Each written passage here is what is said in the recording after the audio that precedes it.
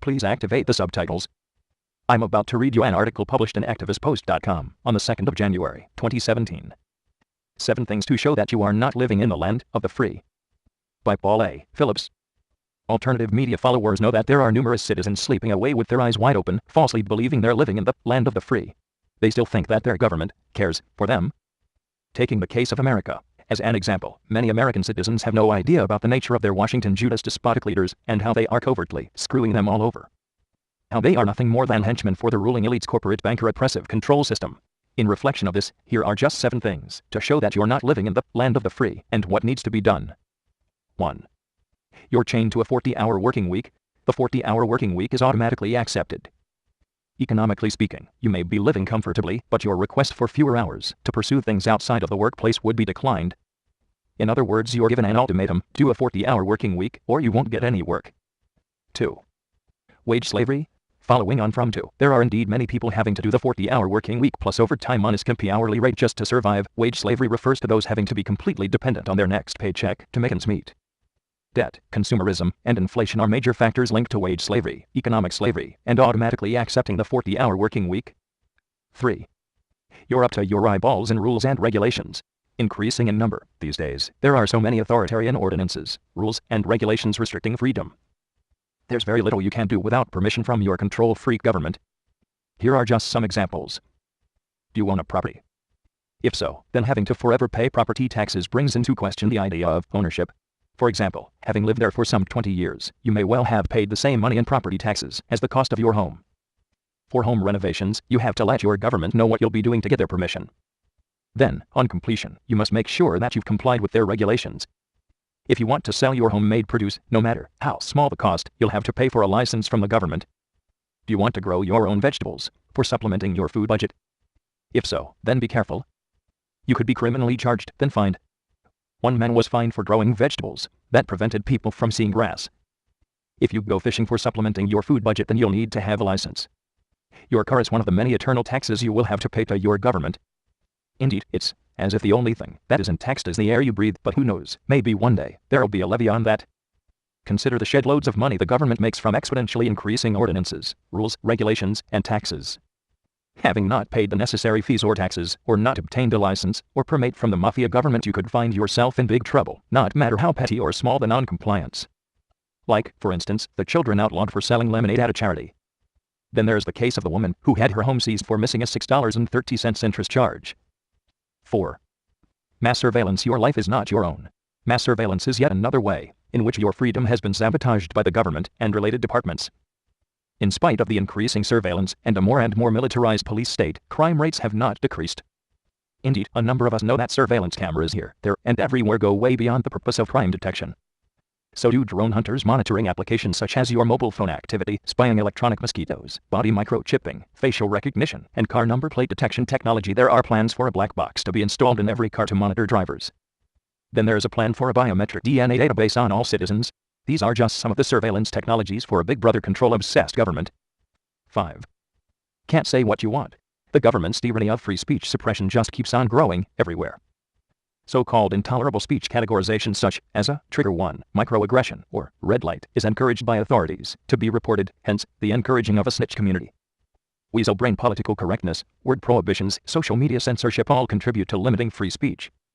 When free speech is limited, it leads to a nation of citizens who are unable to encompass critical thought, greatly limited when making choices, dogmatic and unhealthily skeptical, extremist and intolerant, easier to be manipulated and controlled by authorities, more likely to accept authoritative views, no matter how untrue they may be, likely in numbers to react with violent outbursts due to the bottling up effect caused by the suppression. The Countering Disinformation and Propaganda Act. At the end of the Obama presidency, over Christmas, and like a thief in the night, he sneakily passed a bill called the Countering Disinformation and Propaganda Act.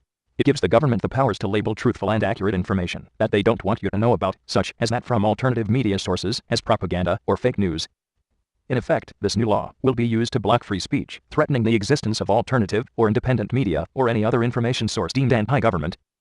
This globalist propaganda and the censoring of free speech in America must be stopped by accelerating all efforts to spread the word about this unconstitutional, undemocratic, inhumane, anti-American, and treasonous act, and encourage leakers, such as the governmental whistleblowers, and those in the corporate mainstream media, to expose the truth.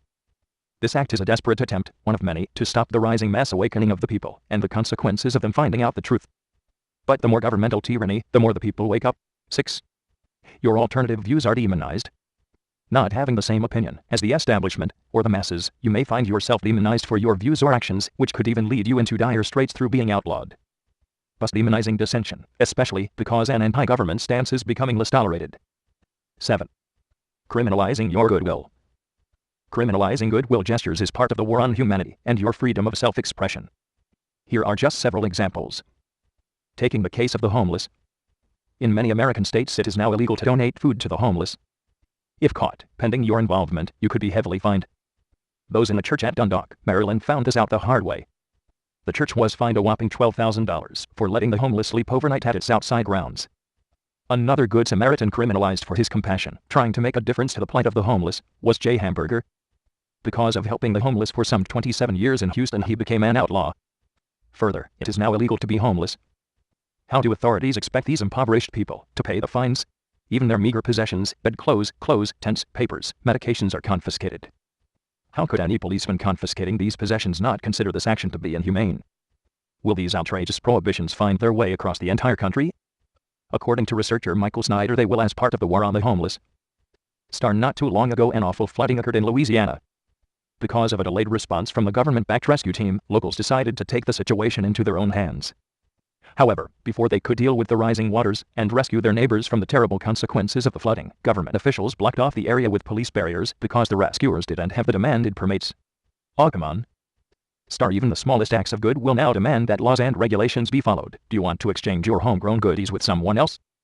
You could be outlawed if you haven't paid your government for a permit and taxes on the exchange. That concludes just 7 of many things to show that you're not living in the land of the free. Final thoughts: what needs to be done? Clearly, the government wants complete control. They want you to be dependent on them for everything. However, the more control freak they become, the more enforced prohibitions, restrictions, taxes, police violence, sophisticated surveillance, and tracking technologies, etc. The more the people will object. Having reached breaking point, the people will then decide they've had enough, while realizing that their government is, and has been, obsolete. The government knows this, and is desperately afraid of losing its grip on an overwhelming number of awakened citizens ready to take action. More and more people are realizing the illegitimacy of big government. The truth is, we don't have any contract with them. We don't need their permission to do anything. Find the following video on YouTube. It's called Taxation is Theft. The solution is to stop giving your power away. Stop cooperating with the control system. We are the imagination of ourselves, and anything's possible. So, let's create a new paradigm experience, a new humanity out of what is possible.